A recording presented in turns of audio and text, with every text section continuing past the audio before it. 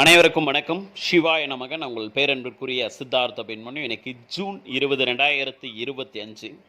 2017 ஒட்டுமொத்த அமைச்சர் ப்ளஸ் பார்த்தோன்னா முதலமைச்சர், பிரதம மந்திரி, ஆளுநர், குடியரசுத் தலைவருடைய காரில் இருந்து இந்த சிவப்பு சுழல் விளக்குகளை பார்த்தோன்னா அகற்றக்கூடிய ஒரு வேலையை மத்திய அரசு பார்த்தோன்னா செஞ்சுச்சுங்களே.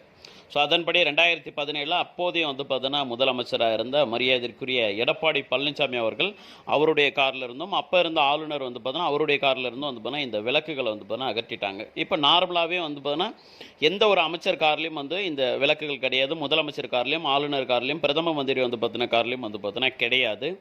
ஆனால் புதுசாக ஒருத்தர் பார்த்தோன்னா ஒருத்தர் டெபுட்டி சீஃப் மினிஸ்டராக பார்த்தோன்னா ஆகிறாரு.